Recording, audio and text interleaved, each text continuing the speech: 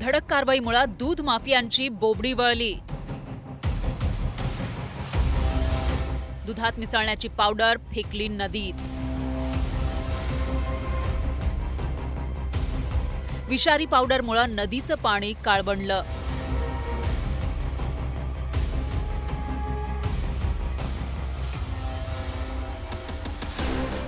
धाराशिवच्या दुधना नदीत हे जे पांढऱ्या रंगाचं दिसतंय ते कोणीतरी खराब झालेलं पीठ टाकलं असेल असं तुम्हाला वाटत असेल तर थांबा,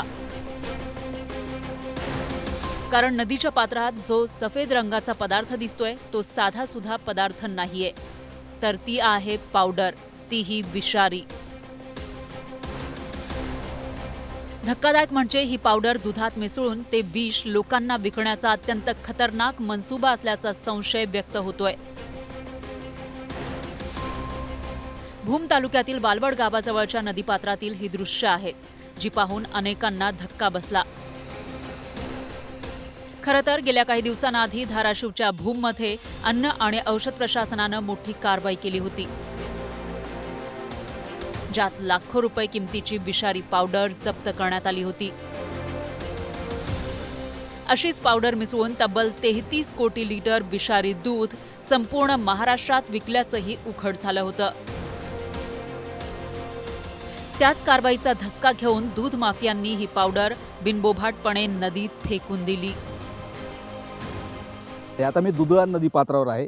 या दुधना नदीपात्रावरती जे पावडर आहे दुधात भेसळ करण्याचं पावडर, ते पावडर जे आहे ते आणून टाकण्यात आली होती आणि त्यामुळं या परिसरात दुर्गंधी पसरली होती।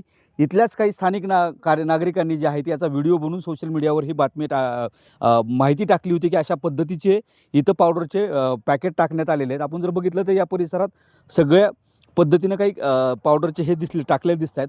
मुळात ह्या पाण्याचा कलर जर बघितला तर आता जी दुर्गंधी आमच्यासुद्धा नाकाला वास येतं या पाण्याचा। दुधना नदीच्या पात्रात ही पावडर फेकल्यामुळे नदीचं पाणी काळं पडलंय, त्यामुळे परिसरात दुर्गंधीही पसरलीय। म्हणूनच स्थानिक ग्रामस्थांनी चिंता व्यक्त केली आहे। दुधाची पावडर केमिकल म्हणून कोणीतरी टाकून गेलेलं इथं आणि ह्या परिसरात ह्या पाण्याचा वास भरपूर प्रमाणात येत होता, दुर्गंधी येत होती।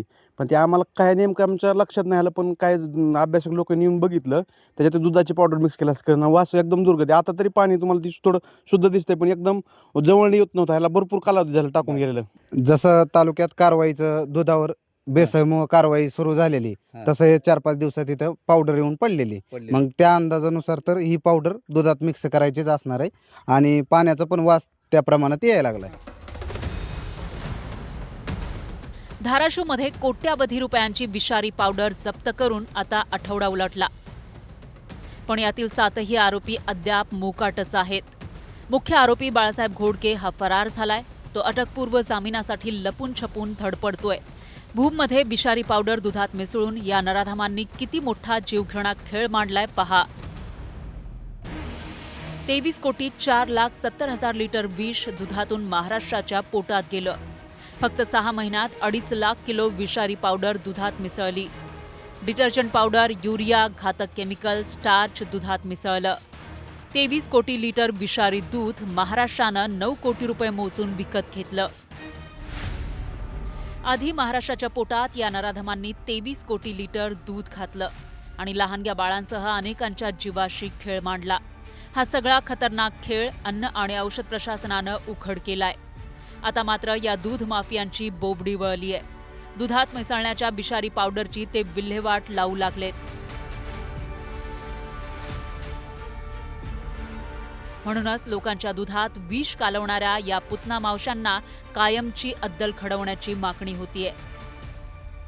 अन्न औषध प्रशासनाने ही कारवाई केली, त्या कारवाईनंतर कुठेतरी ह्याचं जे दुधात भेसळ करणाऱ्याचं त्यांचं धाबं बनवलं, त्यातूनच हा प्रकार घडलेला आहे। आता ही पावडर जर इथं टाकलेली असली, तर दुर्गंधी जर सुटलेली असली, तर अशा परिसरात अनेक ठिकाणी पावडर टाकलेत। त्यामुळं अन्न व औषध प्रशासनानं त्या ठिकाणी जाऊन देखील त्याचे नमुने घेऊन त्यांच्यावर देखील कारवाई करावी अशी मागणी कुठेतरी स्थानिक नागरिकांकडून केली जाते आहे।